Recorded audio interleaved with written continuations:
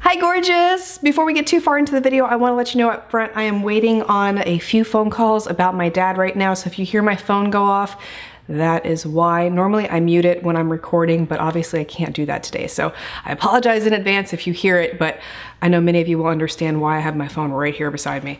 Okay, so I promised you last Wednesday that I had some really exciting news to share with you, and there were so many of you guessing in the comments, and I loved reading the guesses because any one of them could be the surprise that I wanted to share with you today. But what is so funny is that in a couple videos past, before I even said anything last Wednesday, a lot of you started guessing this news that I'm getting ready to tell you, which was so funny because, I don't know, I think a lot of you are clairvoyant and you just don't know it. But yes, the number one guess that was very consistent through the comment section is, are you pregnant? Yes, I am. My husband and I are expecting our second child. We thought about waiting to tell you the gender because we do know the gender. I'm not gonna make you wait. We are having a little girl. Yes! So Jet is going to be a big brother. He's gonna have a little sister. I did post a picture of him on Instagram today. We bought him this cute little shirt that said future big brother coming July 2018. But let me tell you, this kid is so hard to get him to stand still to photograph with the shirt so you could actually read it. So I don't know how much you can read it, but I'll have the pictures here so you can at least see an updated picture of him, because for those who don't have social media, it may have been a while since you've seen an update on him. But we're so excited, and we did want them to be close together in age. I know there were a few of you who said, she just had a baby, she can't be pregnant. Well, we didn't want them to be 4 years apart, so they will be 19 months apart when little sister comes. She is due in July.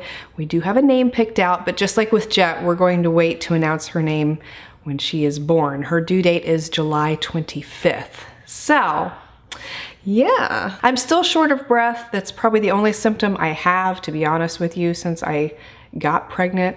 You may have noticed it in videos past where sometimes I just can't catch my breath. That seems to be a common pregnancy symptom with me for both pregnancies. What's interesting is with Jet, I craved nothing but fruit. That was all I wanted. But with this little girl, all I want are vegetables. So I've been eating vegetables like crazy, and I don't really want fruit. And it's just interesting to see the flip with the gender. But everything has been smooth sailing. I've not really had any symptoms, to be honest with you. If it weren't for the ultrasound and the little bump that I have now, I wouldn't even know I was pregnant, to be honest, which is great. I'm very thankful for that. And my mom, I take it, was the same way with my sister and I, that she didn't really have any symptoms really up until the 3rd trimester, and that was how I was with Jet too. That's when it starts to get really uncomfortable. Now I know you're gonna wanna see the bump. I actually have one to show you. With Jet, I didn't show until I was about 24, 26 weeks pregnant. It took a while because he was the first. But with this little girl, I started showing at 10 weeks. I mean, if you go back and watch some of the fashion videos I was doing a few weeks ago, I was really trying to hide it because she was starting to pop out. Now, there is no way that I can hide her whatsoever, and I'll show you what I mean. There she is. Little bitty bump. My belly button has already popped. Belly button never actually went back in after Jet. Oh my gosh. I have to tell you, my belly button is in so much pain too. I have to wonder if I have like an umbilical hernia or something like that that needs to be checked after she is born. A lot of you have been asking about my dad, wanting updates. Thank you so much for thinking about him. Thank you for the continued prayers and your support. Really appreciate it. He got transferred out of the hospital last week. He's in a rehab facility up in Georgia right now. I took a quick trip up there this past weekend to visit him because I wanted to see where he was and the type of care he was receiving. The day that I got there, it was around dinner time, and I asked him if he'd eaten breakfast or lunch, and he said no. And when I asked him why, he said they didn't wake me up to eat. So I was really pissed off about that. And when I talked to the nurse, she says, well, we put the food in the room and he didn't touch it. And I said, I know. When I talked to the people at the hospital when he got discharged, the nurse informed me that he needs to be prompted to eat. He needs to actually be sat up in bed, have the food put in front of him, and somebody needs to put a utensil in his hand and get him to eat. That's what he needs now. He has to have that, and they're not doing that in this facility. And I watched them when they served him dinner. They just drop the tray and go. That's what they do. So I am working right now to get him transferred down here to another rehab facility. I'm getting the paperwork done right now. That's why I'm waiting on a phone call right now to get that ball rolling. I want him out of this facility so badly. I want him close to me. We found a rehab place literally not even 3 minutes from my house, so I can really monitor him on a daily basis.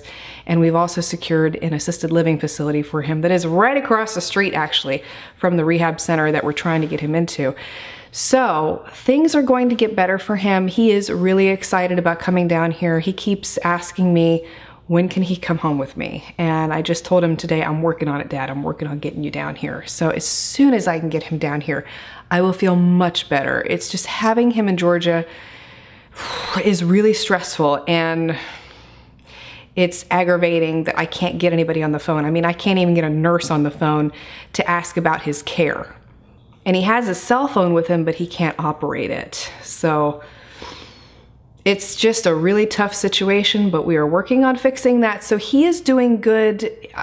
It's really shocking though when you see him, because he doesn't look like who he did. If you look at some of my pictures on my Instagram profile, that is not the man that exists anymore. He has lost a lot of weight. He is very frail looking.